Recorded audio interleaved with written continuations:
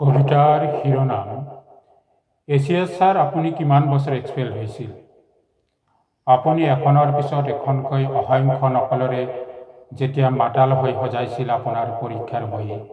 হয়, আপোনাৰ দেউতাকৰ তৃতীয় হাত থকাৰ বাবে অসংখ্য ৰঙা লাইট জ্বলি উঠাৰ পিছতো, অসংখ্য সংকেত ধ্বনি বাজি উঠাৰ পিছতো বন্ধ কৰা নাছিলে আপুনি প্ৰজ্ঞাৰ জগতত নিষিদ্ধ চাতুৰীৰ খেল। যি সপোন হৈ বাঢ়ি আহিছিল আপোনাৰ দুচকুত শাওনৰ নৈ হৈ। ইনভেজিলেটৰৰ বহুবাৰ ধৈৰ্যৰ পৰিধি ভংগাৰ পিছতো অৱশেষত বন্দী কৰি নিক্ষেপ কৰা হৈছিল এক্সফেল্ডৰ পতাশালত আপোনাক কিমান বছৰ এক্সপেল কৰা হৈছিল? 1, 2, 3, 4, 5 ইত্যাদি। আপুনি এইখন কলেজৰ পৰিচালনাৰ সভাপতি ল'ৰাৰ বাবে MLA MP ল'ৰাৰ বাবে এক্সপেল্ডৰ ম্যাদ হ্ৰস্বকালীন কৰা হৈছিল। কাৰ কি লাভ? সবে বিচাৰে নিজৰ লাভ। আপুনি বৰ বিস্ময়ৰ অংকৰে অংকিত হৈছে। এইখন কলেজত এক্সপেল হৈ এইখন অসম মূলকত আপুনি মহামান্য প্ৰশাসক বিষয়া, আপুনি সুনাগৰিক, সমাজ গঢ়াৰ খনিকৰ। চি লাজৰে নাক কুচাইছে এই দেশ, এই সময় কোৱা মানুহ। তথাপি আপুনি নীলাজৰ দৰে হাইছে কেলে? আপুনি বাৰু কেনেকৈ চাকৰি পালে? আপুনি বাৰু BA MA পাছ কেনেকৈ কৰিলে? আপুনি বাৰু বিহাৰ UPৰ পৰা MA পাছ কৰাৰ ডালাৰীৰ অংকত কিমান টকা আছিল? আপুনি বাৰু কেনেকৈ কোনোবা কলেজত সোমাই কেনেকৈ? আপুনি বাৰু কেনেকৈ পৰীক্ষা হলত ইনভেজিলেটৰৰ ডিউটিত নিৰীক্ষণ কৰে চৰকাৰী বিষয়া হয়? আপুনি কেনেকৈ ছাত্ৰ আৰু সমাজক উপদেশ দিয়ে? হয়তো আপোনাৰ প্ৰশাসকৰ দৰে হ'লে ইমান দিনে আত্মহত্যা কৰিলেহেঁতেন। কি কৰিব ৰাইজ? দুৰ্নীতিৰ পৃথিৱীত নিৰ্বাক ঈশ্বৰ। আপুনি বৰ আত্মগুণৰ গায়ক।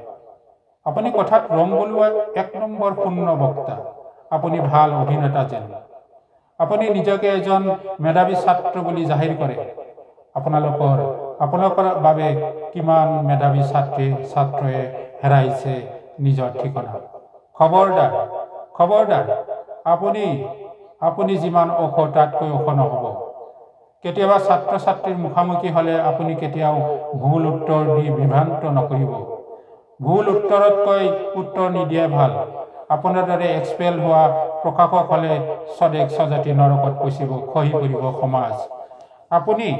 আপুনি নেতা MLA মন্ত্ৰীৰ সন্তানৰ বাবে আপোনাৰ বহু হাত আছে, তৃতীয়, চতুৰ্থ, পঞ্চম ইত্যাদি।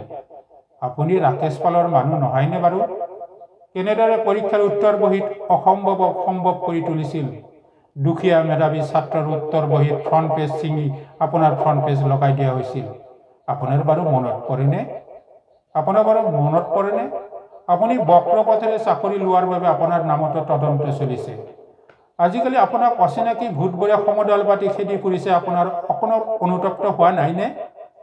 চাকৰি হেৰুৱালে আপোনাৰ শাওনৰ ঢলৰ দৰে বাঢ়ি আহিব সুখবৰ দুখীয়া খেতিৰ মাটিত বোকাত পত যাব। চাকৰি নেহেৰুৱালে নামে বেনামে সম্পত্তিৰ পাহাৰৰ চূড়াত সুখী হৈ যাপন কৰিব বিলাসী জীৱন। আপোনাৰ পোহনীয়া কুকুৰ মেকুৰীৰ নামতো বেংক বেলেঞ্চ, বিদেশ ভ্ৰমণ আৰু ঢেৰ কিবা কিবি। Hello' sir.